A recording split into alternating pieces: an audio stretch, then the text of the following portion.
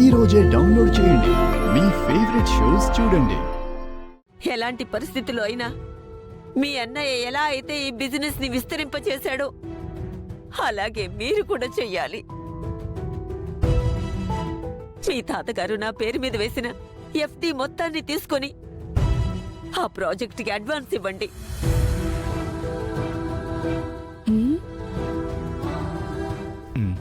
వద్దు నానమ్మ.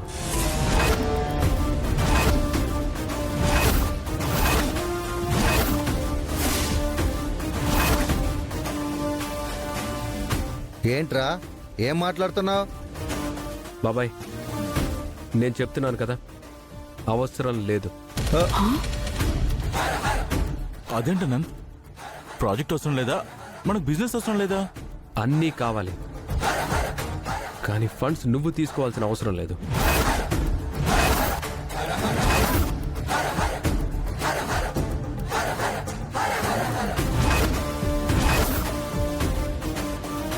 నానమ్మా, ఆ ఫండ్స్ అన్ని నా పర్సనల్ అకౌంట్లోకి పంపండి. నేనే ఆ ప్రాజెక్ట్ని డీల్ చేస్తాను.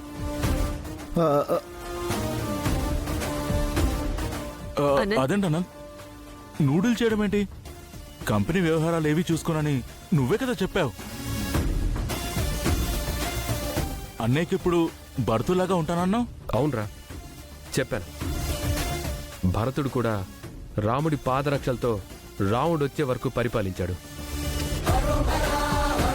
అలాగే నేను కూడా మా అన్నయ్య వచ్చే వరకు కంపెనీలో మేజర్ ప్రాజెక్ట్స్ కానీ ఫైనాన్షియల్ సెక్టర్స్ కానీ అన్నీ నేనే చూసుకుంటాను.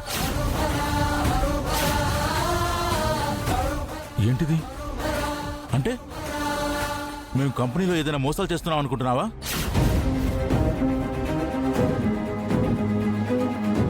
లేదా నాకు చేత కదా అనుకుంటున్నావా? కంపెనీ బాధ్యతలన్నీ ఫణి చూసుకుంటున్నప్పటి నుంచి చాలా విషయాల్లో ఎవరిని ఇన్వాల్వ్ చేయట్లేదు. కొన్నిసార్లు కొన్ని అమౌంట్స్ అయితే లెక్కల్లో రిసిప్ట్స్ ఉంటున్నాయి, కానీ అకౌంట్స్లో చూసేసరికి చాలా తేడా ఉంటుంది. చాలా బాగుందిరా. మొన్నటిదాకా మీ వదిన గారు మా పని మీద నిందలేసింది, ఇప్పుడేమో నువ్వు స్టార్ట్ చేశావు. అంతేలే, నిందల పట్టడానికే మేము ఇంట్లో ఉన్నాం. అదేంటి మరిది గారు అలా మాట్లాడుతున్నారు? మరి ఇంకెలా మాట్లాడమంటావక్క? ఎప్పుడూ లేంది అనంత్ అంత మాట అన్నాడంటే నా కొడుకేదో మోసం చేసినట్టే కదా. ఇన్ని అవమానాలు మనకు అవసరమా?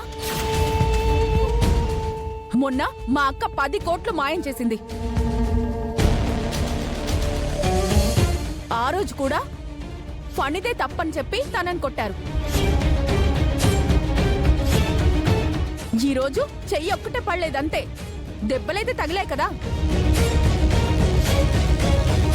చూడు బామ్మ, సంతకం ఫోర్జరీ చేసి 10 కోట్లు మాయం చేసి అన్నయ్యని తీసుకుని ఎక్కడికో పారిపోయింది.